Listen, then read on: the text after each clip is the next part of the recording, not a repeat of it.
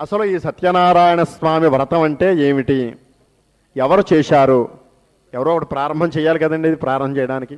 అసలు ఈ వ్రతం ఎవరి చేత చేయబడింది, ఈ వ్రతం చేసినటువంటి వాడు ఏ విధంగా తరించారు అనేటువంటి స్కాంద పురాణమునందు ఈ సత్యనారాయణ స్వామి వ్రతంలో ఈ విషయాలన్నీ ఉన్నాయి.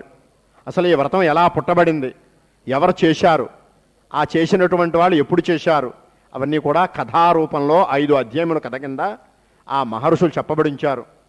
మనం ఈ వ్రతం చేసుకున్నప్పుడు ఆ మహర్షులు పెద్దవాళ్ళు వారు ఏ విధంగా చేసి ఆ స్వామి అనుగ్రహాన్ని పొందారో అది కూడా మనం ఈ పూజ చేసుకున్న సమయంలో విని తరించడం ఒక విశేషం. అదే కథ, సత్యనారాయణ స్వామి వ్రత కథ. అంతా కూడా అక్షరం చేత్తో పట్టుకోండి. శుక్లాంబరధరం విష్ణుం శశివర్ణం చతుర్భుజం ప్రసన్నవదనం ధ్యాయేత్ సర్వ విఘ్నోపశాంతదే. గురుబ్రహ్మ గురుర్విష్ణుర్గురుర్దేవో మహేశ్వర గురుః సాక్షాత్ పరబ్రహ్మ తస్మై శ్రీ గురవే నమః. జ్ఞానానందమయం దేవం నిర్మలస్ఫటికాకృతిం ఆధారం సర్వ విద్యానాం హయగ్రీవముపాస్మహే. అస్మద్గురుచరణారవిందాభ్యాం నమః. ఏకదా నైమిషారణ్యే అర్షయ శౌనికాదయ పప్రచ్చురాణతం సర్వే సూతం పౌరాణికం ఖలు. మనకి ఉండేటువంటి ఈ భారతదేశంలో దట్టమైనటువంటి అడవులు 6 ఉన్నాయటండి. దండక, వింధ్యక, చంపక, బదరిక, నహుష, నైమిష అనేటువంటి 6 పేరు కలిగినటువంటి అరణ్యములు అంటే అడవులు అన్నమాట. ఇందులో భారతదేశంలో లక్నోకి దగ్గరలో నైమిషారణ్యం అనేటువంటి అరణ్యం ఉందిటండి. ఆ అరణ్యంలో పూర్వకాలంలో మహర్షులందరూ కూడా ఎన్నో సంవత్సరాల నుంచి తపస్సు చేస్తూ అక్కడ కాలం గడుపుతున్నారట, జీవనం గడుపుతున్నారటండి ఆ మహర్షులు. అటువంటి నైమిషారణ్యంలో ఆ మహర్షులందరూ కలిపి ఒకనాడు సత్రయాగము అనేటువంటి యాగాన్ని ఒక 40 రోజులు దీక్షతో తలపెట్టి చేస్తున్నారట. వారు ఎందుకోసం చేస్తున్నారయ్యా యాగం అంటే లోక కళ్యాణార్థమై, చక్కగా సకాలంలో భూలోకంలో వర్షాలు పడి అవి పంటలు పండి చక్కగా ప్రజలందరికీ కూడా అన్నోదకాలకి లోటు లేకుండా సుభిక్షంగా ఉండాలనే సంకల్పంతో ప్రతిఫలాపేక్ష ఎటువంటి అపేక్ష వారికి లేదు. ప్రజలందరూ కూడా సర్వే జనా సుఖినో భవంతు అనే ఉద్దేశంతో నైమిషారణ్యంలో సత్రయాగము అనేటువంటి యాగాన్ని తలపెట్టి ఋషిపుంగవులందరూ కూడా ఎంతో భక్తి శ్రద్ధలతోటి చేస్తున్నారట. చేస్తున్న సందర్భంలో అక్కడికి సూత మహర్షి అని పేలుగునంటూ సూతుడు మహాపండితుడు ఆయనకు తెలియనటువంటి విషయం అంటూ ఏదీ లేదు. మన కోటేశ్వరరావు గారిలాగా చతుర్వేదములో అధ్యయనం చేసిన మహాపండితుడు ఆయన. అష్టాదశ పురాణాలు 18 పురాణాలు కూడా చదువుతున్నటువంటి మహాపండితుడు ఆయన. అటువంటి సూత మహర్షి ఆ నైమిషారణ్యంలో జరిగేటువంటి సత్రయాగం చూడడం నిమిత్తమే వచ్చారటండి. వచ్చినప్పుడు అక్కడ ఋషిపుంగవులందరూ కూడా సాక్షాత్తు పరమేశ్వరుడే వచ్చేటువంటి భావన చేస్తూ ఆయన చక్కగా ఒక దర్భాసనం వేసి ఆ సూత మహర్షిని ఆ దర్భాసనం కూర్చోబెట్టి ఆయనకి పాదపూజ చేసి ఆ ఋషిపుంగవులందరూ కూడా చేతులు కట్టుకుని బంధాంజలుడై నమస్కారం చేస్తూ అడుగుతున్నారటండి. ఏమని అడుగుతున్నారయ్యా అంటే, వ్రతేన తపసా కిం వా ప్రాప్యతే వాంఛితం ఫలం తత్సర్వం శ్రోతుమిచ్చామః కథయస్వ మహామునే. ఓ మహానుభావ, వ్రతేన తపసా కిం వా, ఏదైనా ఒక వ్రతం చేత కానీ, తపసా ఏదైనా తపస్సు చేత కానీ, కిం వా లేకపోతే ఏదైనా మంచి పుణ్యకార్యం చేత కానీ మనుష్యులందరికీ కూడా కోరినటువంటి కోరికలని కూడా సిద్ధిస్తాయో అటువంటి పుణ్యకార్యం ఏదైనా ఉంటే మాకు చెప్పవయ్యా, మేమందరం ఆచరిస్తామని చెప్పి ఆ సూత మహర్షిని ఆ శౌనకారి మహాఋషిపుంగవులందరూ కూడా అడిగారటండి. అప్పుడు ఆ సూత మహర్షి అంటున్నట్ట, చాలా మంచి ప్రశ్న అడిగారు మీరు. ఇదే ప్రశ్నను పూర్వకాలంలో శ్రీమన్నారాయణమూర్తి నారద మహాయోగి అడిగాడు. అప్పుడు ఆయన శ్రీమన్నారాయణమూర్తి నారదుడు చెప్పినటువంటి విషయాలే మరలా నేను మీకు చెప్తున్నాను ఆలకింపండి అని చెప్పి ఆ సూత మహర్షి ఋషిపుంగవులందరితో చెప్పడం ప్రారంభించాటండి. పూర్వకాలంలో నారద మహాయోగికి సమస్త లోకాలు తిరిగి రావాలని ఒక మనస్సులో కోరిక పుట్టింటండి. మనకి 14 లోకాలున్నాయి. భూమికి కింద అధోలోకంలో 7 ఉంటాయి. భూమికి పైన ఉపరిలో 7 లోకాలుంటాయి. భూలోక, భువర్లోక, సువర్లోక, జనోలోక, తపోలోక, సత్యలోక అని చెప్పి ఈ విధంగా భూమికి పైన 7 అతల వితల సుతల తలాతల రసాతల మహాతల పాతాళ అని చెప్పి 7 లోకాలు భూమి కింద ఉంటాయి. ఈ లోకాలన్నీ కూడా చూసి రావాలని నారద మహాయోగికి ఒక రోజున కోరిక పుట్టింటండి. సరే, ఒక మంచి రోజున ముహూర్త నిర్ణయం చేసి చేత తుంబూరా పట్టుకొని శ్రీమన్నారాయణమూర్తి నామస్మరణ చేస్తూ ప్రతి లోకానికి వెళుతున్నట్ట. అక్కడ ఉండేటువంటి వింతలో విషయములన్నీ కూడా తెలుసుకుంటూ మార్గ మధ్యే భూలోకానికి కూడా వచ్చేటండి. వచ్చేటప్పుడు అక్కడ మనుష్యులందరూ కూడా నానా క్లేశ సమన్విత, క్లేశములంటే కష్టాలతోటి బాధపడుతున్నారట. ఏమిటి ఈ మనుష్యులందరూ ఇలా దుఃఖాలతో బాధపడుతున్నారే? పాపకర్మలు చేస్తున్నారు, చాలా కష్టాలు అనుభవిస్తున్నారు. వీరి కష్టాలన్నీ తొలగడానికి ఏదైనా మార్గం ఇక లేదా అని ఆలోచిస్తూ భూలోకం చూడడం పూర్తయిన తర్వాత విష్ణులోకానికి వైకుంఠానికి బయలుదేరి వెళ్ళాటండి నారద మహాయోగి. వైకుంఠంలో ప్రవేశించేటప్పటికి శ్రీమన్నారాయణమూర్తి సశంఖచక్రం సకిరీటకుండలం సపీత వస్త్రం సరసీరుహేక్షణం సహారవక్ష స్థలశోభికౌస్తుభం నమామి విష్ణుం శిరసా చతుర్భుజం. ఆ శ్రీమన్నారాయణమూర్తి వైకుంఠంలో చక్కటి పాల సముద్రంలో 7 సర్పములు కలిగినటువంటి శేష సర్పం మీద మెళ్ళో తులసమాల ధరించి, ఒక చేత శంఖము ఒక చేత చక్రము ధరించి లక్ష్మీ సమేతంగా పడుకుని ఉన్నట్టండి వైకుంఠంలో పాల సముద్రంలో శ్రీమన్నారాయణమూర్తి. సరే, నారదుడు లోపలికి వైకుంఠంలో ప్రవేశించి నమో వాంగ్మనసాతీత రూపాదామిత శక్తనే ఆది మధ్యాంతహీనాయ నిర్గుణాయ గుణాత్మనే. ఓ మహానుభావ శ్రీమన్నారాయణమూర్తి, ఆది మధ్య అంతము ఇవేమీ లేనటువంటి మహానుభావుడు నువ్వు. చతుర్వేద స్వరూపుడవు, నిర్గుణుడవు, గుణాత్ముడవు, భక్తుల కోరికలని తీర్చేటువంటి మహానుభావ శ్రీమన్నారాయణమూర్తి లే అని చెప్పి ఆ నారద మహాయోగి శ్రీమన్నారాయణమూర్తిని మేలుకొలిపాటండి. మేలుకొలిపేటప్పటికి ఆ శ్రీమన్నారాయణమూర్తి లేచి, నారద మహాయోగి, నీవు ఇప్పుడు వైకుంఠానికి రావడానికి గల కారణమేమిటి? నీ మనస్సులో ఏమి కోరికున్నది? అవన్నీ నాకు బహిర్గతం చేసి చెప్పమని అడిగాటండి. అప్పుడు నారద మహాయోగి అంటున్నట్ట, నాకు సమస్త లోకాలు తిరిగి రావాలని మనస్సులో కోరిక పుట్టింది. దాంతో ఒక మంచి రోజున బయలుదేరి ప్రతి లోకానికి వెళుతున్నాను. మార్గమధ్యే మనుష్యలోకం కూడా కనబడింది. అక్కడ మనుష్యులందరూ కూడా పాపకర్మల చేస్తూ దుఃఖాలతో బాధపడుతున్నారు. వారి కష్టాలు తొలగిపోవడానికి ఏదైనా మార్గం లేదా అని మిమ్మల్ని అడుగుదామని వచ్చానని చెప్పి అన్నట్టండి. అంటే శ్రీమన్నారాయణమూర్తి అంటున్నట్ట, నారద మహాయోగి, నీవు చాలా మంచి విషయాన్ని అడిగావు.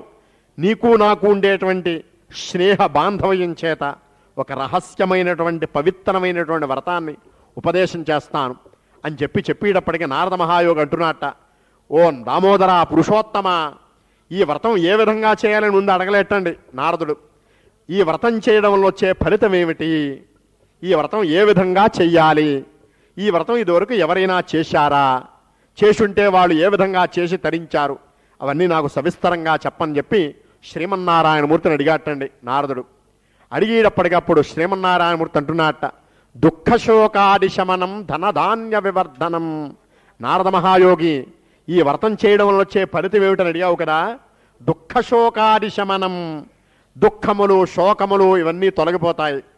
ధనధాన్య వివర్ధనం, వాళ్ళు సంపాదించుకున్నటువంటి ధనము ధాన్యము ఇత్యాది ఐశ్వర్యం ఏదైనా ఉంటే అది సద్వినియోగం, సత్పాత్ర వినియోగం అవుతుంది, అది వృద్ధి పొందుతుంది. సౌభాగ్య సంతతికరం, స్త్రీలు సర్వ సౌభాగ్యాలతో ఎప్పుడూ తోలుతుంటారు. సర్వత్ర విజయప్రదం, సర్వత్రా ఎప్పుడూ కూడా వాళ్ళకు విజయం ఎప్పుడూ తోడుగా ఉంటుంది. ఇక ఈ వ్రతం ఏ విధంగా చేయాలయ్యా అంటే, మాఘేవా మాధవే మాసి కార్తికేవా శుభేదినే. వ్రతం చేయాలని అనుకుంటే మాత్రం మాఘేవా మాఘమాసం, మాధవేవా మాఘమాసం అంటే వైశాఖ మాసం, కార్తికేవా శుభేదినే కార్తీక మాసం, ఈ 3 మాసాలు నిర్ణయం చేసుకో ఏదో మాసం. అటువంటి మాఘమాసం మనకు లభించింది ఈరోజు. కార్తికేవా శుభేదినే, లేదా ఒక శుభమైనటువంటి మంచి రోజు నిర్ణయం చేసుకో. ఏకాదశ్యాం పౌర్ణిమాయాం రవి సంక్రమణేపివా. తిథుల్లో ఉంటావా? ఏకాదశి, పౌర్ణమి, సంక్రమణము అంటే సూర్యుడు నెల రోజులకి ఒక రాశిలోంచి ఒక రాశిలోకి మారుతూ ఉంటాడనమాట అండి. ఆ మారేటువంటి రోజు ఏదైతే ఉంటుందో దాన్ని సంక్రమణము అని పిలుస్తాం. ఆ రోజు గనక ఈ వ్రతం చేస్తే విశేషమైనటువంటి ఫలం లభిస్తుంది. ఇది కుదరకపోతే భక్తి శ్రద్ధలతోటి ఏ రోజైనా సరే సత్యనారాయణ స్వామి వ్రతం ఆచరించవచ్చు. ఇక ఈ వ్రతం ప్రాతరుత్థాయనియతోదంతధావన పూర్వకం, వ్రతం చేసే రోజున ప్రాతరుత్థాయ ప్రాక్, సూర్యుడు ఉదయించడానికి ముందుగా లేవాలటండి.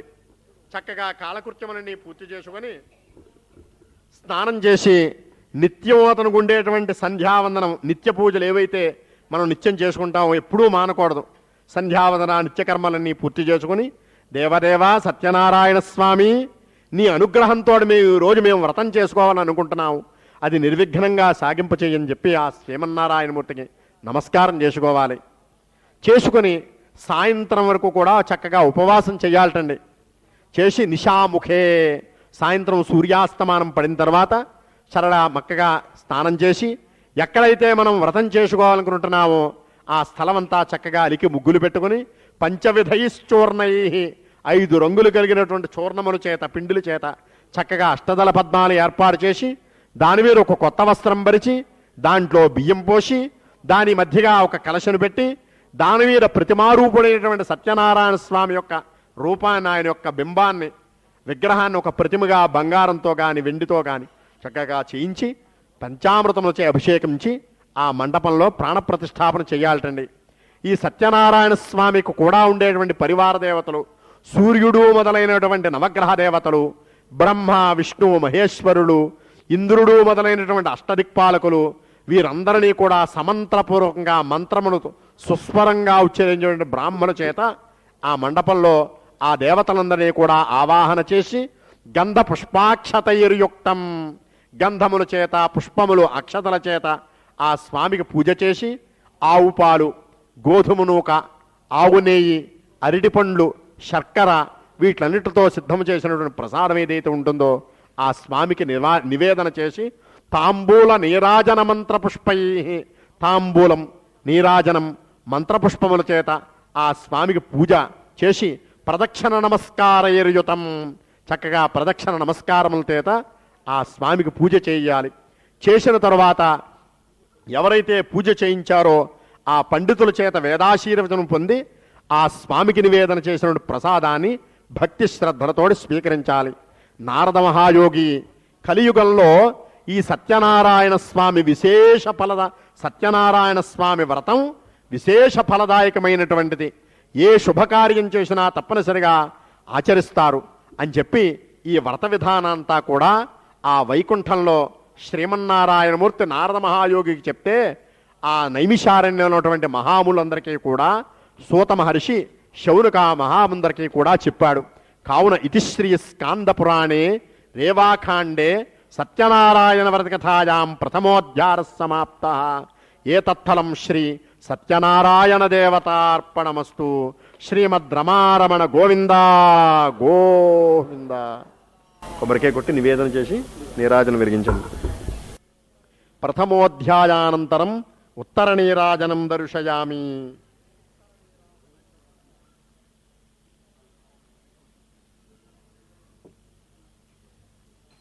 ఆ కథాక్షతలన్నీ పట్టుకోండి. ఆఖరిని వ్రతం అంతా అయిన తర్వాత మీరు వేసుకుని మీ కుటుంబంలో ఉండేటువంటి వారందరికీ కూడా అక్షతలు వేయచ్చు. జాగ్రత్త పెట్టండి. ప్రథమోధ్యాయానంతరం ఉత్తర నీరాజనం దర్శయామి. మంగళం కోసలేంద్రాయ మహనీయ గుణాత్మనే చక్రవర్తి తనూజాయ సార్వభౌమాయ మంగళం. సంతతశ్రీరస్తు సమస్త మంగళాని భవంతు. నిత్యశ్రీరస్తు నిత్యమంగళాని భవంతు. శ్రీమద్ రమారమణ గోవింద గోవింద. ద్వితీయోధ్యాయ ప్రారంభ. మరలా అక్షరం చేత్తో పట్టుకోండి. ఈ శ్రీమన్నారాయణమూర్తి నారదుడు చెప్పినటువంటి ఈ వ్రతాన్ని ప్రప్రథమంగా కాశీపట్నంలో ఒక బ్రాహ్మడు చేశాటండి. ఆ బ్రాహ్మడు ఏ విధంగా చేశాడయ్యా అంటే, కశ్చిత్ కాశీరమ్యే ఆశీద్విప్రోతి నిర్ధన. కాశీపట్నంలో కాశీ పండితుడని ఒక బ్రాహ్మడు ఉన్నట్టండి. అతను వేదమంతా కూడా అధ్యయనం చేశాడు. ఎంతో కష్టపడుతున్నాడు. ఎంత కష్టపడినా కూడా అతని కుటుంబంలో ఉండే వారందరికీ కూడా కడుపు నిండా భోజనం పెట్టడానికి తగినటువంటి మార్గం అతనికి దొరకట్లేదు. అంచేత ఒక రోజున ఒక దేవాలయంలో కూర్చుని దుఃఖంతో బాధపడుతున్నట్టండి ఆ బ్రాహ్మడు. నన్ను ఆశ్రయించుకుని నా పిల్లలు భార్య ఇంతమంది ఉన్నారే, వారందరికీ కూడా కడుపు నిండా భోజనం కూడా పెట్టలేకపోతున్నా అని చెప్పి దుఃఖితం బాధపడుతున్నట్ట. దుఃఖితం బ్రాహ్మణం దృష్ట్వా భగవాన్ బ్రాహ్మణ ప్రియా.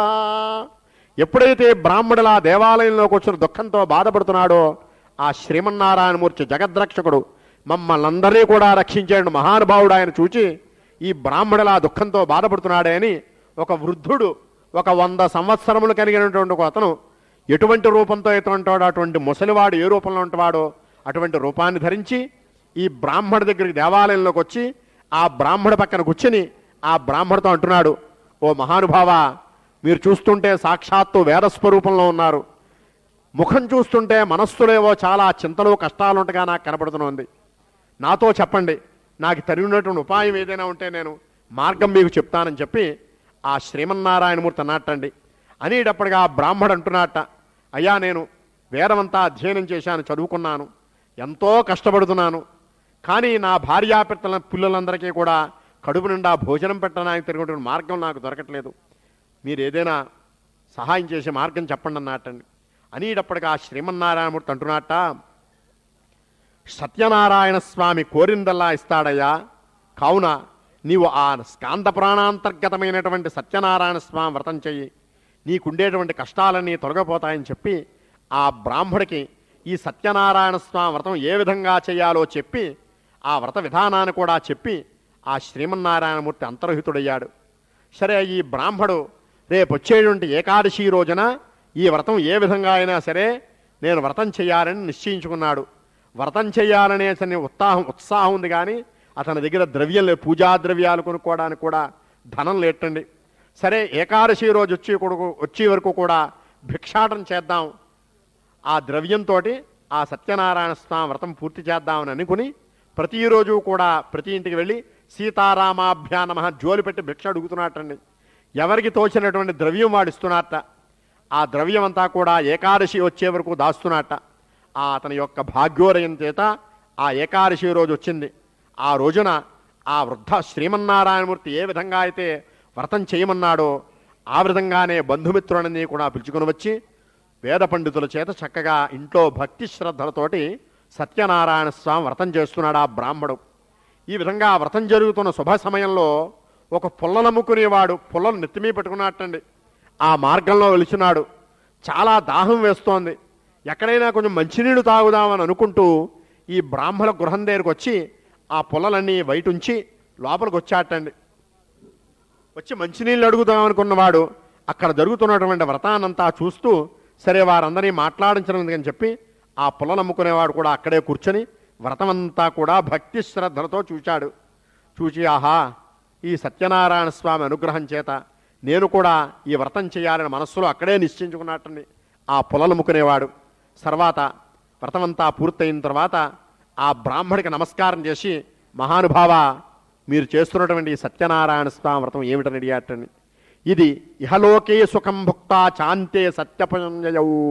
ఈ వ్రతం చేయడం వలన ఇహలోకే నీవు జీవించున్నటువంటి ఈ లోకంలో సమస్త సుఖాలు అనుభవించి అంతమునందు మోక్షాన్ని పొందుతావయ్యా ఈ వ్రతం చేయడం వలన అని ఆ బ్రాహ్మడు చెప్పేటప్పటికీ మరలా ఈ పుల్లలు మూకొని వాడు అడుగుతున్నట్టండి, అయ్యా మీరు బ్రాహ్మలు మారాటి వారు చేయవలసి వస్తే ఏమి చెయ్యాలని అడిగేటండి. ఈ వ్రతం మేము ఒక్కరే చేసేది కాదయ్యా, బ్రాహ్మణాది చాతుర్వర్ణయ బ్రహ్మ క్షత్రియ వైశ్య శూద్రులు యావన మంది కూడా ఈ వ్రతం చేసుకోవచ్చు, ఎవరి ధర్మాలను అనుసరించి వాళ్ళు ఈ వ్రతం చేసుకోవచ్చా అని చెప్పేటప్పటికి ఆ బ్రాహ్మడికి ఇంకా ఉత్సాహం వచ్చింటండి. ఆ పుల్లలు అమ్ముకునే వాడికి ఎంతో ఉత్సాహం కలిగింట. సరే, దాహం పుచ్చుకొని ఆ సత్యనారాయణ స్వామికి నివేదన చేసిన ప్రసాదం ఇచ్చాటండి. అది తిన్నాడు. తిని ఇంటికి వెళ్ళాడు. వెళ్ళి రేపు ఎలాగైనా నేను కూడా ఈ వ్రతం చేయాలని మనస్సులో నిశ్చయించుకున్నాడు. రాత్రి పడుకున్నాడే కానీ ఈ జరుగుతున్నటువంటి పొద్దున్నుంచి జరిగినటువంటి ఆ వ్రతమే అతనికి గుర్తుకొస్తోంది కలగా. రాత్రి మీరు పడుకున్నప్పుడు ఈ క్షీరాబ్ది భీష్మేకాదశి నాడు జరిగిన వ్రతం ఆ రాత్రంతా అలా గుర్తుకొచ్చినట్టుగా ఆ పుల్లలమ్ముకున్న వాడు కూడా రాత్రంతా బ్రాహ్మణింట్లో జరుగుతున్న వ్రతమే కింద గుర్తుకొస్తూ అంట. సరే, రాత్రంతా నిద్ర పట్టలేదు, ఎలాగో కాలం గడిపాడు. సూర్యోదయం కాగానే లేచి కాలకృత్యములని కూడా పూర్తి చేసుకుని భక్తి శ్రద్ధలతోటి ఆ బ్రాహ్మడు నోట్లోంచి ఏ విధంగా వ్రతం చేయమని చెప్పాడో ఆ విధి విధాన సహితంగానే ఆ పుల్లలమ్ముకున్నవాడు కూడా వ్రతం చేసి ఆ వ్రత ప్రభావం చేత ఎంతో ఇహలోకే సమస్త సుఖములు అనుభవించి అంతమనందు మోక్షాన్ని పొంది స్వర్గాన్ని చేరుకున్నట్టు ఆ పులకొనుకున్నాడు. ఇతి శ్రీ స్కాందపురాణే రేవాఖాండే సత్యనారాయణ వ్రతకథాయాం ద్వితీయోధ్యాయ సమాప్త. ఏతత్ఫలం శ్రీ సత్యనారాయణ దేవతార్పణమస్తు. శ్రీమద్ రమారమణ గోవింద గోవింద.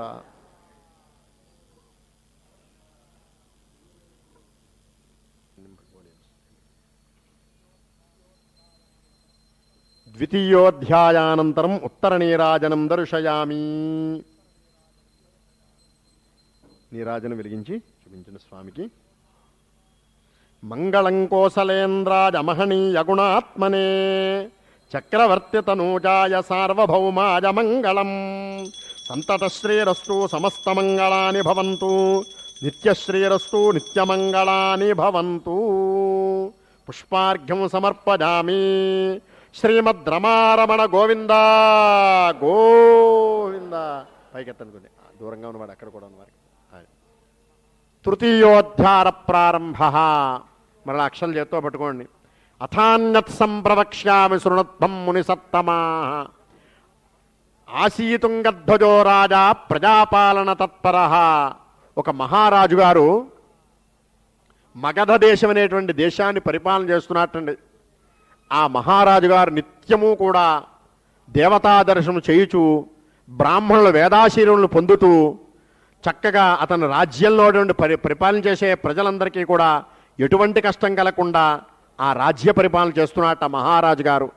కానీ ఆ మహారాజు గారికి సంతానం లేని కారణం చేత భద్రశీలా నదీ తీరే సత్యస్యంవ్రతమాచరేతు. ఒక భద్రశీల అనేటువంటి నదీ ఒడ్డున ఒక మారేడు చెట్టు కింద కూర్చొని ఆ మహారాజు గారు దంపతులు కూడా సత్యనారాయణ స్వామి వ్రతం చేసుకుంటున్నారటండి. ఈ వ్రతం జరుగుతున్న సందర్భంలో ఒక సాధువు అని పేరుకునేటువంటి ఒక వైశ్యుడు పడవల్లో అనంతమైనటువంటి ధనానంతా కూడా పడవల్లో వేసుకుని వర్తకం చేయడం నిమిత్తం వ్యాపారం చేయడం కోసమని చెప్పి వాళ్ళ ఊరు నుంచి పొరుగురు ప్రయాణం చేస్తున్నట్టండి. నదిలో కొంత దూరం ఈ విధంగా ప్రయాణం చేసిన తర్వాత నదీ ఒడ్డున ఈ మహారాజు గారు దంపతులు కూడా సత్యనారాయణ స్వామి వ్రతం చేయుటుంటూ చూచాట ఈ సాధువు. సరే పడవల్ని కూడా ఒడ్డుకు రప్పించాట. కాళ్ళు కడుక్కొని ఆ పూజాస్థలానికి వెళ్ళి అక్కడ కూర్చున్నట్టండి. వ్రతం అంతా జరుగుతోంది. ఎంతో వైభవపేతంగా వ్రతం జరుగుతోంది. వ్రతం అంతా పూర్తయిన తర్వాత ఆ మహారాజు గారు వ్రతం చేసుకునే దంపతులకు వెళ్ళి, అయ్యా మహారాజా, ఈ సత్యనారాయణ స్వామి వ్రతం మీరు ఎందుకోసం చేసుకుంటున్నారు అని అడిగాట. అడిగేటప్పటికి ఆ మహారాజు గారు, నాకు అన్నీ ఉన్నాయా, పుత్ర సంతానం లేదు. పుత్ర సంతానం ఉంటే నా యొక్క రాజ్యాన్ని పట్టాభిషేకం చేసి నా కొడుకు వచ్చనే సందర్భంతో నేను ఈ సత్యనారాయణ స్వామి వ్రతం చేస్తున్నా అని చెప్పి ఆ మహారాజు అన్నట్టండి. అనేటప్పటికీ ఈ సాధువు, ఈ వైశ్యుడు, నాకు కూడా సంతానం లేదు, తప్పనిసరిగా ఆ సంతానం కనుక కలిగితే నేను కూడా ఈ సత్యనారాయణ స్వామి వ్రతం చేసుకుంటానని చెప్పి మనస్సులో అనుకుని ఆ మహారాజు గారు వ్రతం చేసిన తర్వాత ప్రసాదాన్ని తిని పడవెక్కి అతని యొక్క వర్తకం వ్యాపారం చేసుకోవడం నిమిత్తమై వెళ్ళి ఆ పనులన్నీ ముగించుకొని తిరిగి ఇంటికి వచ్చిన తర్వాత ఈ వైశ్యుని యొక్క భార్యను పిలిచి ఆవిడతో అంటున్నట్ట, నేను ఇలా మొన్నలా ప్రయాణం చేసి వెళ్తుండగా ఒక మహారాజు గారు వ్రతం చేసుకుంటున్నారు, ఆ వ్రతం అంతా చూశాను, వారు పుత్ర సంతానం కోసమై వ్రతం చేసుకుంటున్నా అని చెప్పారు, కనుక మనకు కూడా సంతానం లేదు కాబట్టి మనం కూడా ఆ సత్యనారాయణ స్వామి అనుగ్రహం చేత వ్రతం చేసి ఆ సంతానం కలిగితే వ్రతం చేసుకుందామని చెప్పి ఆ దంపతులు కూడా స్వామికి నమస్కారం చేసి వేడుకున్నారటండి. కొన్ని రోజుల తరువాత ఈ వైశ్యుని యొక్క భార్యకు ఒక కుమార్తె కలిగింట. ఆమెకు చక్కగా నామకరణం చేసి కళావతి అని పేరు నిర్ణయం చేసి పెట్టారటండి. ఆ నామకరణం జరుగుతున్న శుభ సందర్భంలో ఈ వైశ్యుని యొక్క భార్య భర్తను పిలిచి, మనకి సంతానం కలిగితే సత్యనారాయణ స్వామి వ్రతం చేసుకుందామని అనుకున్నాం కదా, ఈ నామకరణ మహోత్సవ శుభ సమయంలో ఆ స్వామి వ్రతం చేస్తే బాగుంటుందని అనేటప్పటికీ ఈ వైశ్యుడు అమ్మాయికి వివాహ సమయంలో ఇంకా బంధుమిత్రులను ఎక్కువ మందిని పిలుస్తాను, అప్పుడు ఈ వ్రతం చేయొచ్చని చెప్పి ఆమెను ఊరడించి ఆ నామకరణ మహోత్సవం పూర్తయిన తర్వాత ఈ వైశ్యుడు మరలా పక్క దేశానికి వెళ్ళి అక్కడ వర్తకం వ్యాపారం చేసుకుంటున్నట్టండి. చక్కగా ఈ అమ్మాయి పెరుగుతోంది, చక్కగా అక్షరాభ్యాసం చేసి మంచి గురువుల దగ్గర విద్యాబుద్ధులన్నీ నేర్పించి యుక్త వయస్సు వచ్చిన తర్వాత వివాహం చేయాలనే సంకల్పంతో ఆ వైశ్యుడు 4 దూతలు పంపించాటండి. మీరు 4 దేశాలకి వెళ్ళండి, మా అమ్మాయికి తగినటువంటి వరుడు ఎక్కడ ఉంటాడో వెతికి తీసుకురండి, దేవేంద్ర వైభవంగా వివాహం చేస్తా అని చెప్పేటప్పటికి వీళ్ళందరూ కూడా వెళ్ళి ఒక వణిక్పుత్రుడు వైశ్యుడు ఒక అతను తీసుకుని వచ్చాట. అతనికి ఇచ్చి ఎంతో దేవేంద్ర వైభవంగా వివాహం చేశాటండి ఈ వైశ్యుడు. వివాహ సమదే కరిష్యామి వ్రతం ప్రియే తస్య అభాగ్యవశాత్తేన వ్రతం విశ్రుతముత్తమం. ఈ వివాహ సమయంలో ఈ వైశ్యుడు చేస్తానన్నటువంటి వ్రతం మాట మరిచిపోయాడు. ఎప్పుడైతే వ్రతం మాట మరిచాడో దారుణం కఠినం చాస్య మహీ దుఃఖం భవిష్యతి. ఆ శ్రీమన్నారాయణమూర్తి ఈ రోజులగా అయితే నీకు కష్టములని కలుగ్గాక అని శపించాటండి. ఆ కష్టకాలంలో అయినా సరే ఒకసారి భగవన్నామస్మరణ గుర్తుకొస్తుందనే సంకల్పంతో కష్టములన్నీ కలుగ్గాక అని శపించాటండి. సరే, ఈ వివాహ మహోత్సవం పూర్తయిన తర్వాత అల్లుణ్ణి పిలిచి, మామగారు నేను ఇక్కడ వర్తకం చేస్తూ ఉంటాను, అండులో ఉండేటువంటి మెలకువలన్నీ కూడా నీకు కూడా చెప్తానమ్మని చెప్పి ఈ అల్లుడిని కూడా తీసుకుని వెళ్ళి ఆ పక్క దేశంలో ఉన్నటువంటి ఊళ్ళో వర్తకం చేస్తున్నట్టండి. అల్లుడిని కూడా తీసుకువెళ్ళి ఎప్పుడైతే వీళ్ళకి ఈ విధంగా శ్రీమన్నారాయణమూర్తి శాపమహిమ తగిలిందో ఆ ఊళ్ళో ఉండే మహారాజు గారింట్లో కొంతమంది దొంగలు ప్రవేశించి ఆ రాజుగారి యొక్క ధనాన్ని, ఆభరణాన్ని, వస్తువులన్నీ కూడా దొంగిలించి ఈ వర్తకం చేసుకునేటువంటి స్థలంలో వాడు పాళవేసి మాయమైపోయారటండి. సరే, ఈ సంగతి మహారాజు గారి తెలియంలో రాజభటులు పిలిచి మీరు అంతా వెతకండి, ఎక్కడైతే మన ధనం ఉంటుందో వాళ్లే దొంగలు, వాడిని సంఖ్యలు వేయించి బంధించి తీసుకురండి, వారిని విచారణ చేసి శిక్ష వేద్దామని చెప్పి మహారాజు గారికి భటువులకి ఆజ్ఞాపన చేశాటండి. సరే, ఈ భటువులు అంతా వెతకడంలో ఈ వైశ్యులు వర్తకం చేసుకునే స్థలంలోనే ఆ మహారాజు గారి ధనం అంతా కనబడిందండి. ఈ భటులు అనుకున్నారు వీళ్ళే దొంగతనం చేసి ఉంటారు, మహారాజు గారి ధనం అంతా కూడా ఇక్కడ ఉంది కాబట్టి అని అనుకుని ఆ ధనాన్ని ఈ వైశ్యులు అల్లుణ్ణి మామగారు ఇద్దరు కూడా సంఖ్యలు వేయించి బంధించి మహారాజు గారి దగ్గర తీసుకెళ్ళి నించోబెట్టి, అయ్యా మీ ధనం అంతా కూడా వీళ్ళే దొంగతనం చేశారు, ఈ ధనం అంతా వీళ్ళ దగ్గరే ఉంది, వాళ్ళకి ఏమి శిక్ష వేస్తారో చెప్పండి, వెంటనే మేము అమలు చేస్తామని చెప్పి భటులు అన్నట్టండి మహారాజు గారితో. మహారాజు అన్నట్ట, వారికి వేసే శిక్ష నేను తర్వాత చెప్తాను, ముందు వీళ్ళిద్దరిని తీసుకెళ్లి చెరసాల్లో బంధించి ఉంచండి అని చెప్పి మహారాజు గారు ఆజ్ఞాపన చేశాడు. సరే, వాళ్ళిద్దరిని తీసుకెళ్లి భటులు చెరసాల యందు బంధించుంచారు. ఇక ఇంటి వద్ద చూస్తే ఈ వైశ్యుడు సంపాదించాడు, ఎంతో ఐశ్వర్యం సంపాదించాటండి. ఈశ్వరానుగ్రహం ఎప్పుడైతే పోయిందో ఆ ఐశ్వర్యం అంతా కూడా దొంగలు పట్టుకుపోయారు. తినడానికి తిండి లేదు. ఈ వైశ్యుని యొక్క భార్య, కుమార్తె ఇద్దరు భిక్షాటం చేస్తూ రోజు వాళ్ళింటికి వీళ్ళింటికి వెళ్ళి వారు పెట్టింది ఏదైనా ఉంటే తింటూ కాలక్షేపం చేస్తున్నట్టండి. ఈ వైశ్యుని యొక్క కుమార్తె ఒక రోజున ఒకరింటికి వెళ్ళేటప్పటికి వాళ్ళు సత్యనారాయణ స్వామి వ్రతం చేసుకుని ఆ స్వామికి నైవేద్యం పెట్టిన ప్రసాదం ఆ అమ్మాయికి పెట్టారటండి. ఆ అమ్మాయి ప్రసాదం పట్టుకుని తల్లికి పట్టుకొచ్చి పెట్టేటప్పటికి అప్పుడు ఆవిడ అందుట, అమ్మ నీవు పుట్టకముందు మీ నాన్నగారు సత్యనారాయణ స్వామి వ్రతం చేస్తా అన్నారు, అది ఈ రోజు వరకు చేయడమే కుదరలేదు, అంచేతే మనకి ఇటువంటి కష్టాలు కలుగుతున్నాయో ఏమిటో, తప్పనిసరిగా మనం వ్రతం చేద్దామమ్మా అని చెప్పి మర్నాడు ఉదయం ఈ వైశ్యుని యొక్క భార్య, కుమార్తె ఇద్దరూ కూడా సత్యనారాయణ స్వామి వ్రతం చేసి అపరాధ సహస్రాణి క్రియంతే హర్నిశమ్మయా దాసోయమితి మాం మత్వా క్షమస్వ జనార్దన.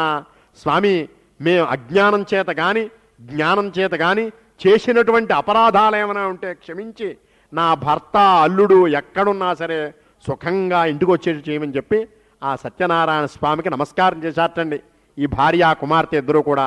ఎప్పుడైతే వీళ్ళు వ్రతం చేసి ఈ విధంగా స్వామికి నమస్కారం చేశారో మహానుభావుడు శ్రీమన్నారాయణమూర్తి ఎంతో సంతోషపడి ఆ రోజు రాత్రి వీళ్ళని చెరసాల్లో బంధించమని చెప్పినటువంటి మహారాజు గారికి స్వప్నంలో దర్శనమిచ్చాట శ్రీమన్నారాయణమూర్తి.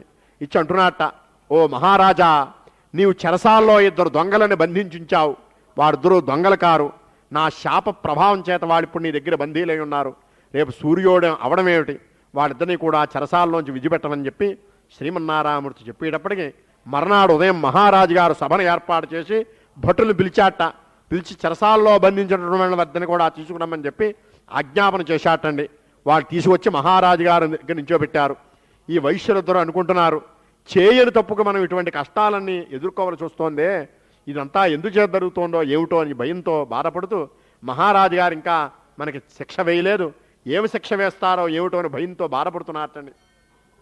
అప్పుడు మహారాజు వీళ్ళ దగ్గరికి వచ్చి, అయ్యా మీకు దైవానుకూలత చాలా తక్కువగా ఉండడం చేత ఇటువంటి కష్టాలన్నీ మీకు ఎదురవుతున్నాయి, ఇక ఎటువంటి సంశయం మీకు లేదు అని చెప్పి ఆ సంకెళ్ళన్నీ తీయించి చక్కగా తలారా స్నానం చేసి రమ్మని వచ్చిన తర్వాత కట్టుకోవడానికి బట్టలిచ్చి పంచభక్ష పరమాన్నముల చేత భోజనం పెట్టి చేయని తప్పుకి వాళ్ళు దొంగతనం చేశారు అనుకొని వాడి దగ్గర ధనం తీసుకున్నాడు కాబట్టి దానికి ప్రాయశ్చిత్తంగా దానికి రెట్టింపు ధనం వాళ్ళకి ఇచ్చి ఆ ధనానంతా కూడా వాళ్ళు ప్రయాణం చేసే పడవల్లో వేయించి వాళ్ళిద్దరూ కూడా ఆ పడవలు ఎక్కమని మీ ఊరు మీరు దయించేయండి అని చెప్పి ఆ మహారాజు గారు వాళ్ళిద్దరి ఆ వైశ్యులిద్దరి కూడా వారి ఊరు సాగరింపేటండి.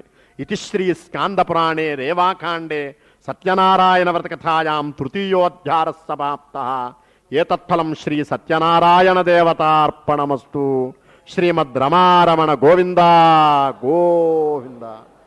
తృతీయోధ్యాయానంతరం ఉత్తర నీరాజనం దర్శయామి.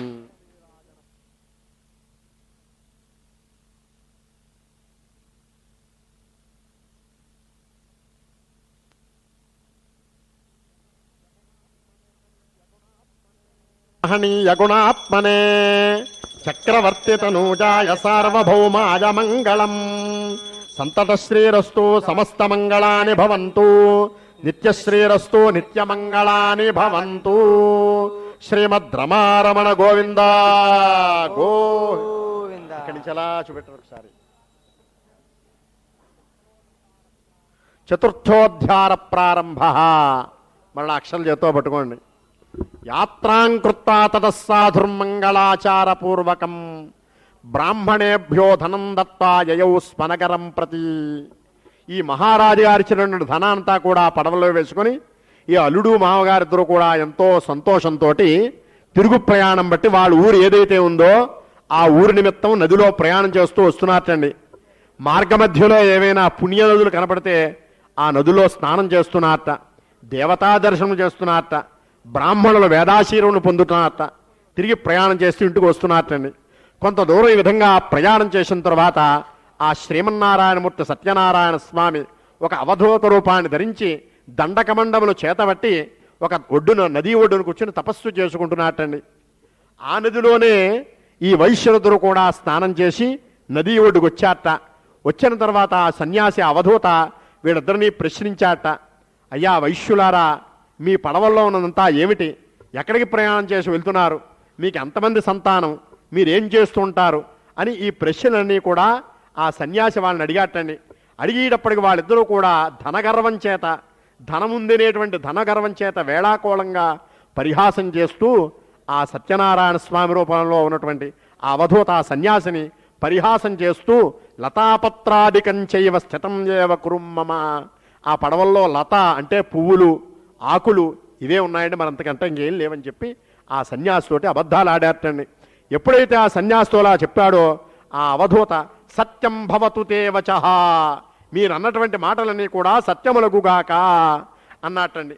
అనేటప్పటికీ పడవలో ఉన్నటువంటి మహారాజు వచ్చినటువంటి ధనాన్ని బదులుగా లతా పత్రాది కంచేవి అవే కనపడుతున్నాయి, ఆకులు పువ్వులు అవే కనపడుతున్నాయి. కొంతసేపటి వరకు దుఃఖంతో బాధపడ్డాటండి. అయ్యో మహారాజు గారు ఎంతో ధనం మనకి ఇచ్చాడే, ఆ ధనమంతా పోయింది, ఇలా జరిగింది ఏమిటని దుఃఖంతో బాధపడే సందర్భంలో అల్లుడు మామగారితో అంటున్నట్టండి, మనము ఆ సన్యాసితోటి పరిహాసంగా వేళాకోళంగా అబద్ధాలన్నీ ఆడాం, అంచేతే మన ధనమంతా మన పోయింది. ఇప్పుడు ఏం చేయడానికైనా కూడా ఆయనకే శక్యం కలదు. ఆయన దగ్గరికి వెళ్ళి మనం చేసినటువంటి అపరాధాలని ఆయనతో చెప్దాం, మన మీద అనుగ్రహం ఉంటే మన ధనం మనకు లభిస్తుంది, లేదా ఒక నమస్కారం చెప్పి అనుకుని అల్లుడు మామగారిని తీసుకుని మళ్ళీ ఆ సన్యాసి దగ్గరికి వెళ్ళి ఆయనకి సాష్టాంగ నమస్కారం చేసి అప్పుడు చేసినటువంటి తప్పులన్నీ ఆయనతో అడిగారటండి. అయ్యా మా దగ్గర ధనం ఉంది, కానీ మీతో పరిహాసంగా వేళాకోళంగా అబద్ధాలన్నీ ఆడాం, మా ధనం అంతా మాయమైపోయింది, మా ధనం మాకిచ్చి మమ్మల్ని రక్షించండి అని చెప్పి వేడుకున్నారటండి. వేడుకునేటప్పటికీ అప్పుడు ఆ అవధూత రూపంలో ఉన్నటువంటి శ్రీమన్నారాయణమూర్తి వారిద్దరికీ దర్శనమిచ్చి, నీకు సంతానం లేకపోవడం నా వ్రతం చేస్తా అన్నావు, అది ఈ రోజు వరకు కూడా నీ చేయలేదు, అంచేతేటువంటి కష్టాలన్నీ నీకు ఎదురుతున్నాయి, ఆ కష్టకాలంలో అయినా ఒక్కసారి శ్రీమన్నారాయణ గోవింద అనేటువంటి భక్తినామస్మరణ ఏమైనా గుర్తుకొస్తుందనే సంకల్పం చేత ఇటువంటి చేస్తే అది కూడా మర్చిపోయి నువ్వు ఇంకా పాపకర్మలు చేస్తున్నావు అని చెప్పేటప్పటికీ ఆ అవధూత ఆ సన్యాసి అంటున్నట్టండి, ఆ వైశ్యుడు అంటున్నట్ట, అయ్యా మీ మాయ వలన నేను ముగ్ధుడినై ఉన్నాను, అంచేత నా మాయను నా అజ్ఞానాన్ని మీరు తొలగింపచేయండి, నాకు భక్తిని ప్రసారింపచేయండి, జ్ఞానప్రసారం చేయండి అని చెప్పి ఆ వైశ్యుడు ఎన్నో విధములుగా ఆ శ్రీమన్నారాయణమూర్తి నమస్కారం చేసేటప్పటికీ ఆ సత్యనారాయణ స్వామి సంతోషించి తథాస్తు అన్నట్టని. అప్పుడు లగాయతో ఆ వైశ్యుడికి జ్ఞానప్రసారం అయింది. భక్తి భావన కలిగింది. ఆహా, ఇక నేను సత్యనారాయణ స్వామి వ్రతం చెయ్యాలి అని మనస్సులో సంకల్పం చేసుకుని మరలా పడవలెక్కి చూసేటప్పటికీ పడవల్లో వారు ఎక్కడ పెట్టుకున్న ధనం అక్కడే యథాస్థానంలో ఉందిటండి. ఎంతో సంతోషించారు. ఇంటికి తిరుగు ప్రయాణం బట్టి వాళ్ళ ఊరు ఏదైతే ఉందో ఆ ఊరు నదీ ఒడ్డుకి పడవలన్నీ చేరేయటండి. చేరిన తర్వాత ఒక అతను ఇంటికి వెళ్ళి మేము వచ్చినటువంటి సంగతి ఇంట్లో చెప్పి రావయ్యా అని చెప్పి ఇంటికి పంపించారటండి. ఇంటికి వెళ్ళేటప్పటికి ఇంట్లో ఈ వైశ్యుని యొక్క భార్య కుమార్తె ఇద్దరు కూడా సత్యనారాయణ స్వామి వ్రతం చేసుకుంటున్నారు. వెళ్ళిన అతను, అమ్మా మీ యజమానులు మీ భర్తలు అన్ని పనులు పూర్తి చేసుకుని చక్కగా సంతోషంగా ధనంతో తిరిగి మీ ఊరు చేరారు, ఆ సంగతి మీతో చెప్పినమ్మని చెప్పి పంపించారని అనేటప్పటికీ వాళ్ళిద్దరూ కూడా వ్రతం చేశారు. తల్లి అందిట వెంటనే వ్రతం పూర్తి చేసిన అమ్మ వాళ్ళని చూడడానికి వెళదామని అనడంలో వ్రతం అంతా పూర్తి చేశారు. కానీ ఆ స్వామికి నివేదన చేసిన ప్రసాదాన్ని తినకుండా ఆ నది ఒడ్డుకు పడవలు ఉన్న చోటకి బయలుదేరి వెళ్ళారటండి ఇద్దరు కూడా. వెళ్ళేటప్పటికి పడవలన్నీ కూడా నదిలో మునిగిపోయి ఉన్నాయట ఈ భర్తలతో సహా. ఆ ఒడ్డునున్నటువంటి వారందరూ దుఃఖంతో బాధపడుతున్నారట. అయ్యో ఇదంతా ఆశ్చర్యంగా ఉందే, ఒడ్డునున్నటువంటి పడవలు నదిలో మునిగిపోవడం ఏమిటి అని చెప్పి దుఃఖంతో బాధపడుతున్నారటండి. అప్పుడు ఈ వైశ్యుని యొక్క భార్యలు కూడా మా భర్తలు ఎలాగా లేరు కదా, మేము కూడా వారితో పాటు ఆ నదిలో సహగమనం చేస్తామని చెప్పి ఆ భర్తలు ఊరు వెళ్ళినప్పుడు వాళ్ళ పాదుకులు పెట్టుకుని ఇంట్లో భార్యలు పూజ చేసి ఇవ్వటండి. ఆ పాదుకులు ఏవైతే ఉన్నాయో ఇంట్లో తెచ్చుకుని అవి శిరస్సు మీద పెట్టుకుని వాళ్ళు కూడా నదిలో సహగమనం చేయడానికి నదిలో దిగుతుండగా ఆకాశవాణి ధారగా వాళ్ళకి కొన్ని మాటలు వినపడ్డాయటండి. ఓ వైశ్యులారా, మీరు నా వ్రతం చేశారు, కానీ ప్రసాద స్వీకరణ ప్రసాదం తినకుండా వచ్చారు, అంచేత ఆ ప్రసాదం తినిరండి, అంతా సుఖమయం జరుగుతుందని చెప్పి ఆకాశవాణి ధారగా కొన్ని మాటలు వాళ్ళకి వినపడ్డాయటండి. అప్పుడు వీళ్ళు చేసిన అపరాధం తెలుసుకొని ఇంటికి వెళ్ళి స్వామికి నమస్కారం చేసి ఆ నివేదన చేసిన ప్రసాదాన్ని తిని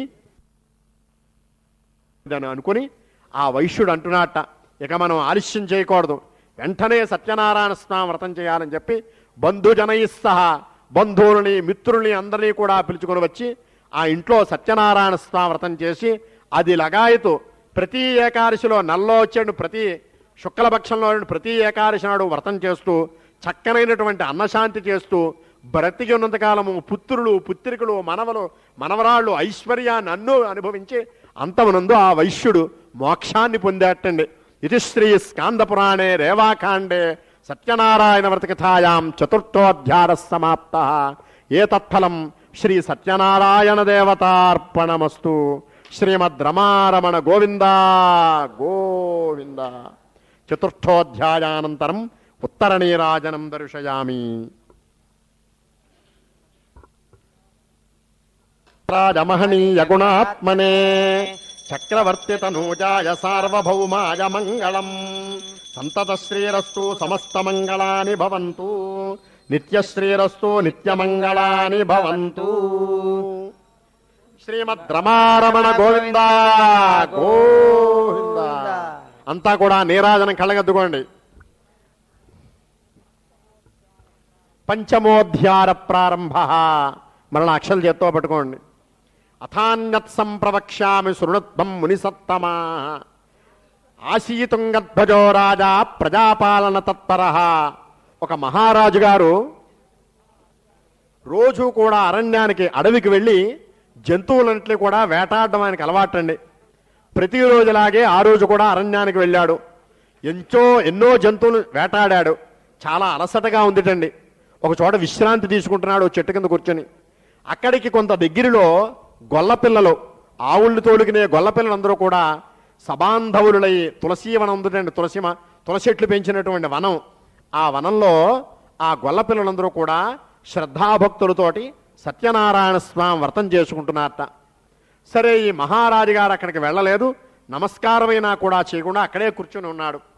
సరే, గొల్లపిల్లందరూ కూడా వ్రతమంతా పూర్తయిన తర్వాత మనకి దేవుడంటే మహారాజు గారే కదా, ఆయన మన పరిపాలనలో మనం అందరం పెరుగుతున్నాం, చక్కగా ఈ స్వామికి ప్రసాదం నైవేద్యం పడిన ప్రసాదం మహారాజు గారికి ఇద్దామని చెప్పి కొంచెం నివేదన చేసిన ప్రసాదం పట్టుకెళ్ళి, మహారాజా మేము సత్యనారాయణ స్వామి వ్రతం చేసుకున్నాం, ఈ ప్రసాదం మీరు తినండి అని చెప్పి ఆ ప్రసాదం మహారాజు గారికి ఇచ్చి ఆ గొల్లపిల్లలందరూ మళ్ళా పూజాస్థలానికి వెళ్ళి అక్కడ అందరూ కూర్చొని ప్రసాదం తింటున్నారటండి.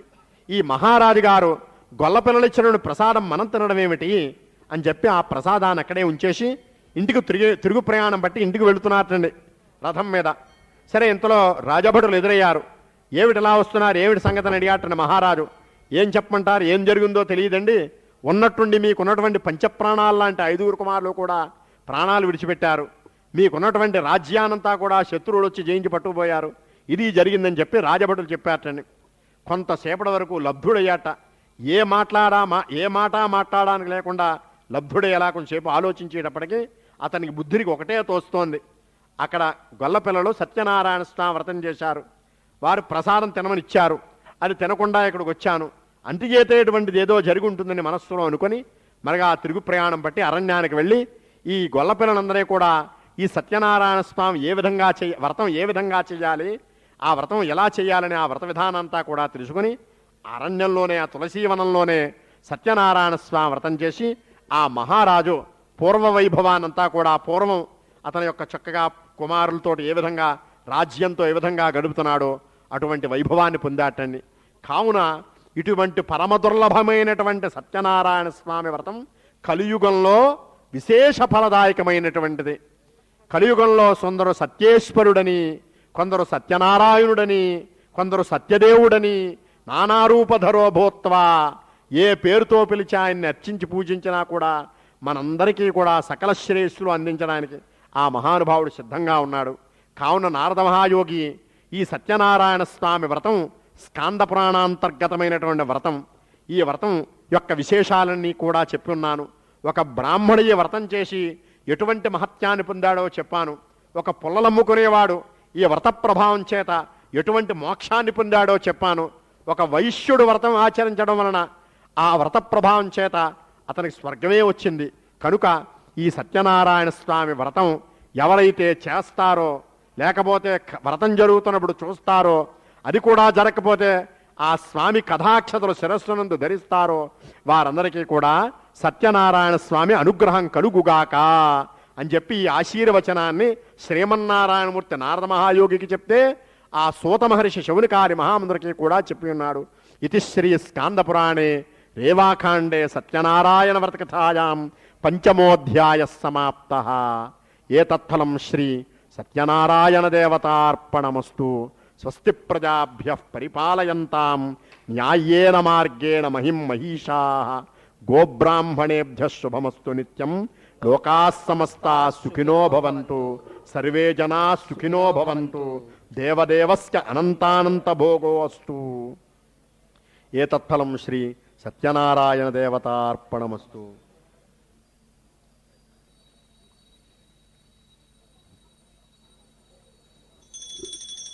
మంగళం వేదాహమేతం పురుటం మహాంతం ఆదిత్యవర్ణం తమరస్సు పారే సర్వాణి రూపాణి విచిత్య ధీరః నామాని కృత్వాభివదస్తే సమ్రాజం చ విరాజం చాభిశ్రీర్యాచనో గృహే లక్ష్మీరాష్ట్రస్య దాముఖేతగా మాతగోతృజామతి.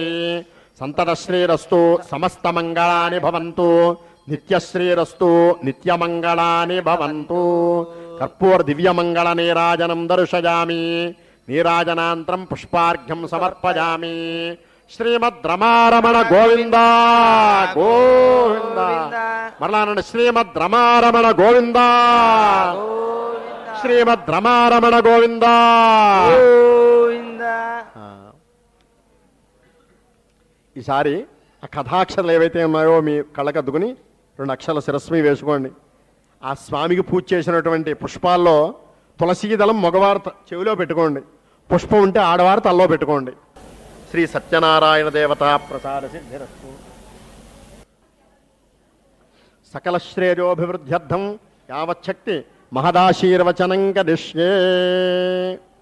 ఓం యో వైతాం బ్రహ్మణో వేద అమృతేనావృతాం పురీం తస్మై బ్రహ్మ చ ఆజుత్కీర్తం ప్రజాం దదుః భాగదేనైవైనం ప్రణయతి బ్రాహ్మణ ఆజుచేద ఉద్ధరేత్. బ్రాహ్మణో వై సర్వా దేవతా సర్వాభిరేవైనం దేవతాభిరుద్ధరతి. యావతేర్వై దేవతాస్తాః సర్వా వేదవిద్ బ్రాహ్మణే వసంతి తస్మాత్ బ్రాహ్మణేభ్యో వేదవిభ్యో దివే దివే నమస్కుర్యాన్న శ్రీలంకీర్తయే దేతా ఏవ దేవతా ప్రీణాతి అనంతరాజాద సర్వస్తోమోతి రాత్రౌత్తమమహద్భవతి సర్వస్యాప్యై సర్వస్యజిత్యై సర్వమేవ తేనాప్నోతి సర్వం జగతి అజ్ఞేజతస్మిను జతతే మమర్పజేంద్రావతీమపతితే అయం మూర్ధా పరమేష్ఠే సువర్చా సమానానాముత్తమ శ్లోకో అస్తు శతం జీవ శరదో వర్ధమానయత్యపి నిగమో భవతి శతం దీర్ఘమాయుర్మరుతదేనా వర్ధయంతే ఏవ శతాత్మానం భవతి శతమనంతం భవతి శతమైశ్వర్యం భవతి శతమితి శతం దీర్ఘమాయు ఆదుర్దాగ్నే హవిషోజుషాణో ఘృత ప్రతీకో ఘృతయో నివేధి ఘృతం ప్రేత్వా మధుచారు గవ్యం పితేవ పుత్రమభిరక్షత పశ్యతి పుత్రం పశ్యతి పౌత్రం ప్రజా పశుభిర్మిథునైర్జాయతే యస్యైవం విదుషోగ్నిహోత్రం జుహ్వతి యౌ చైనమేవం వేద రోచనో రోచమానః శోభనః కళ్యాణః పూర్వదిగ్భాగే ఇంద్రో దేవత ఇంద్రప్రసాదాద్ రాజ్యాభివర్ధనమశ్నుతే దక్షిణ దిగ్భాగే యమో దేవత యమప్రసాదాత్ ఆడుష్యాభివర్ధనమశ్నుతే పశ్చిమ దిగ్భాగే వరుణో దేవత వరుణ ప్రసాదాత్ పుత్రపౌత్రాభివర్ధనమశ్నుతే ఉత్తర దిగ్భాగే కుబేరో దేవత కుబేర ప్రసాదాత్ ధనధాన్యాభివర్ధనమశ్నుతే సర్వ దిగ్భాగే బ్రహ్మ దేవత బ్రాహ్మణ ప్రసాదాత్ శత్రుక్షయం మిత్రోర్జనమశ్నుతే సోమేన రాజ్ఞా సర్వాదిశో జయతి జ ఏవం శతమానం భవతి శతాజః పురుషః శతేంద్రియ ఆయుష్కేవేంద్రియే ప్రతిష్టతి. అంత అలా నమస్కారం చేయండి. స్వస్తి మంత్రార్థాస్తప్చాత్తఫలాస్సంతు వేదోక్తం పరిపూర్ణమానుష్కమస్తు తత్సమదే సూర్యాదీనాం నవానాం గ్రహాణాం ఆనుకూల్యతా ఫలసిద్ధిరస్తు. శ్రీ సత్యనారాయణ దేవతా ప్రసాదేన సర్వేషాం యజమానానాం సహకుటుంబానాం ఆయురారోగ్యైశ్వర్యాభివృద్ధిరస్తు. సర్వేషాం యజమానానాం మనస్సంకల్పిత సమస్త కార్యేషు నిరాటంక సిద్ధి ద్వారా సమస్త కార్యానుకూలతా ఫలసిద్ధిరస్తు.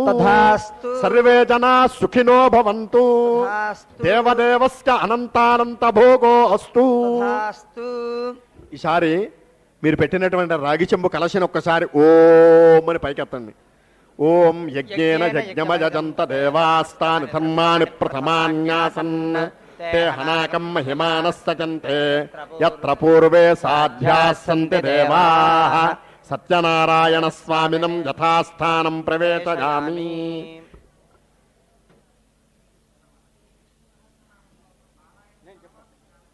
తర్వాత మీరు నివేదన చేసినటువంటి ఆ ప్రసాదం, ఆ కొబ్బరి చెక్కలు, అరటిపళ్ళు అన్నీ కూడా మీరు ఇంటికి పట్టుకెళ్ళండి. అక్కడ మండపం దగ్గర నివేదన చేసినటువంటి కొబ్బరి చెక్కలు, ప్రసాదము, మీకు నిమిత్తం ఇచ్చినటువంటి ప్రసాదము అన్నీ కూడా మీరు తీసుకుని జాగ్రత్తగా మీ సామగ్రి అన్నీ కూడా సంచిలో పెట్టుకోండి. ఉద్వాసం చెప్పేసాం.